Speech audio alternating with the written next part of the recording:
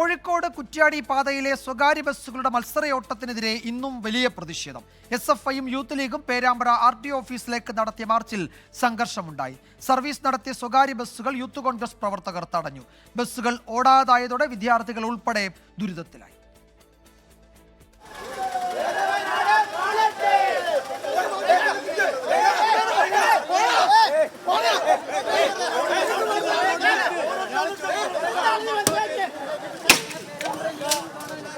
കുറ്റ്യാടി കോഴിക്കോട് റൂട്ടിൽ സർവീസ് നടത്തുന്ന സ്വകാര്യ ബസ്സുകൾ നിരത്തിൽ തടയുമെന്ന് യൂത്ത് കോൺഗ്രസ് നേരത്തെ പ്രഖ്യാപിച്ചിരുന്നു.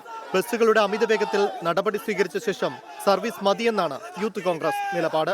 ബസ് തൊഴിലാളികളായി പ്രവർത്തിക്കുന്ന ചില കണ്ടക്ടർമാർ, ചില ഡ്രൈവർമാർ ക്രിമിനലുകളായിട്ടുള്ള ആളുകളാണ്. അവർക്ക് സ്വൈരവികാരം നടത്താൻ ഈ ബസ് മുതലാളിമാരുടെ കയ്യിൽ നിന്നും മാസപ്പട വാങ്ങി ഇവിടുത്തെ RTOയും പോലീസും തയ്യാറാവുകയാണെങ്കിൽ ഞങ്ങൾ തടയും. വഴിതടയൽ കഴിഞ്ഞ് മിനി സിവിൽ സ്റ്റേഷനിലെത്തിയ പ്രവർത്തകർ RTO ഓഫീസിൽ വാഴ സ്ഥാപിച്ച് പ്രതിഷേധിച്ചു.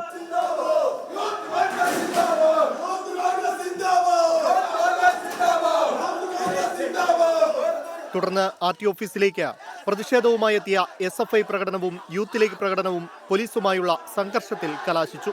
പ്രവർത്തകർ ഒന്നിച്ചെത്തിയതോടെ നിയന്ത്രിക്കാൻ പോലീസ് നന്നേ പാടുപെട്ടു.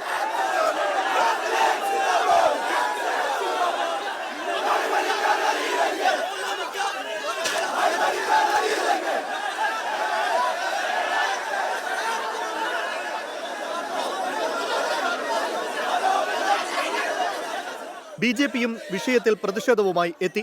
അതേസമയം വിദ്യാർത്ഥിയുടെ മരണത്തിനിടയാക്കിയ ഒമേഗ ബസ് ഡ്രൈവർ ആദം ഷാഫിയെ ഇന്നലെ പേരാമ്പ്ര പോലീസ് അറസ്റ്റ് ചെയ്തിരുന്നു. മോട്ടോർ വാഹന വകുപ്പ് 6 മാസത്തേക്ക് ലൈസൻസ് റദ്ദാക്കുകയും ചെയ്തു. സ്വകാര്യ ബസ്സുകളുടെ മരണപ്പാച്ചിലിന് അറുതിയാകാതെ ശാശ്വത പരിഹാരമുണ്ടാക്കാതെ പ്രതിഷേധം അവസാനിപ്പിക്കില്ലെന്നാണ് യുവജന വിദ്യാർത്ഥി സംഘടനകൾ പറയുന്നത്. പേരാമ്പ്രയിൽ നിന്ന് വിഷ്ണു കച്ചേരിക്കൊപ്പം നിഖിൽ പ്രമേഷ്, 24.